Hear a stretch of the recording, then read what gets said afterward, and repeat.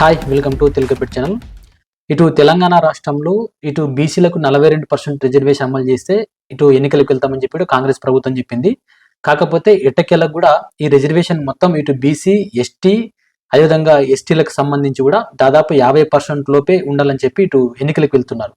So ఇది ఇంతకుముందు వీళ్ళు ఏం చెప్పారు, ఎలక్షన్ టైంలో కూడా బీసీ డిక్లరేషన్ ప్రకటించి మేము ముందుకు వెళ్తామని చెప్పారు. సో ఆ విధంగా చూసుకున్నా ఇటు బీసీలకు అన్యాయం జరిగిందని చెప్పొచ్చు. వాస్తవం చెప్పాలంటే కాంగ్రెస్ కి ఇది పెద్ద ఎదురుదెబ్బ అని చెప్పొచ్చు. ఎందుకంటే బీసీలకు 42% రిజర్వేషన్ అమలు చేసి ముందుకు వెళ్తామని చెప్పారు. కాకపోతే దీన్ని చూస్తే వాస్తవం చెప్పాలంటే ఇది బీసీలకు అన్యాయం చేసినట్టే ఉంది. ఎందుకంటే ఇంతకుముందు 2019 ముందు చూసుకున్నా ఇటు బీసీలకు 24% రిజర్వేషన్ వచ్చేది. ఇప్పుడు చూసుకుంటే దాదాపు 17%కి పడిపోయింది. వీళ్ళు చెప్పింది 42% అయితే ప్రజెంట్ ఇటు చూసుకుంటే 17%కే పడిపోయిందని చెప్పొచ్చు. సో 2019 ప్రకారం కూడా దాదాపు 24% రిజర్వేషన్ బీసీలకు వస్తే ఇప్పుడు చూస్తే దాదాపు 17%కే పడిపోయిందని చెప్పొచ్చు. సో ఇందాక ఒక ప్రధాన పత్రికలో చూశానమాట. సో వాళ్ళు ఏం చెప్తున్నారంటే ఎస్టీలకు పెరిగిన రిజర్వేషన్లు 2019తో పోలిస్తే బీసీలకు 8 జిల్లాలో లబ్ధి అంట. అంటే మిగతా జిల్లాలు ఓవరాల్ గా తెలంగాణలో 31 జిల్లాలు ఉన్నాయి. ఈ 31 జిల్లాలో ఓన్లీ 8 జిల్లాలో మాత్రమే బీసీలకు లబ్ధి అని రాశారు. ఇట్లా రాయడం ఎంతవరకు న్యాయం? ఇది ఒక ప్రధాన పత్రికలు అయినటువంటి మీరే ఇట్లా రాస్తే బీసీల పరిస్థితి ఏంది?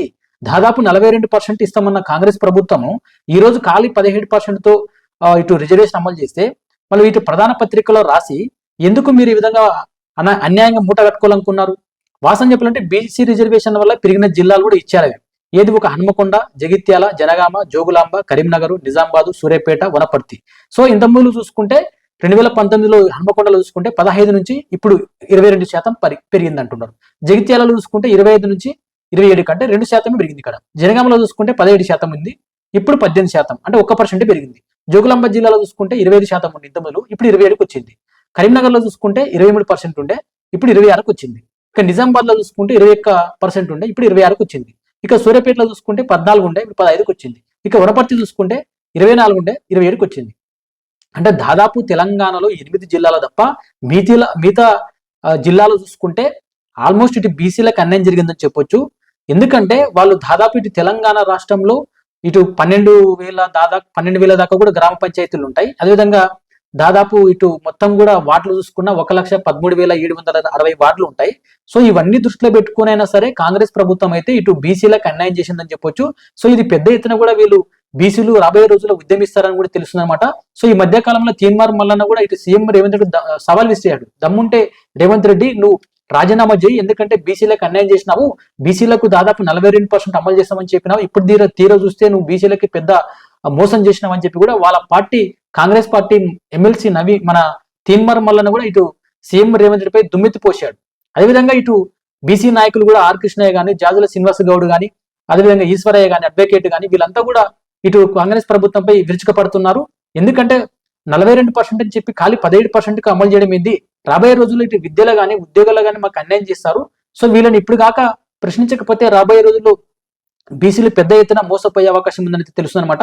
సో ఇంతకు ముందు ఇందాక చెప్పే కదా, ఈ ప్రధాన పత్రికలో 2019 ప్రకారం మాత్రమే ఇట్లా చూపిస్తే ఎందుకు ఈ విధంగా తప్పు వార్తలు వేసి ప్రజలను తప్పుదోవ పట్టిస్తారని కూడా తెలంగాణలో ఇటు బీసీ వాదులు కూడా పెద్ద ఎత్తున ఈ పేపర్ పై కూడా ఉద్యమం చేస్తామని చెప్తున్నారు.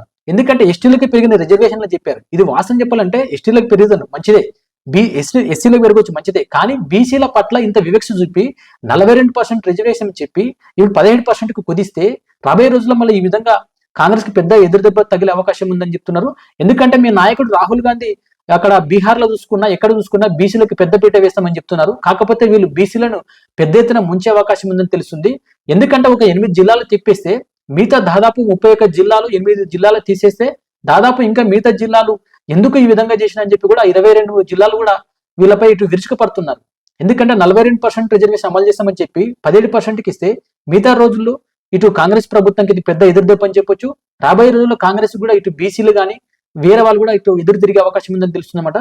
సో చూశారు కదా, రాబోయే రోజుల్లో ఇటువంటి ఏ అప్డేట్ మన ఛానల్ పెట్టే ప్రయత్నం చేస్తాను. థ్యాంక్స్ ఫర్ వాచింగ్ తెలుగుపెట్ ఛానల్.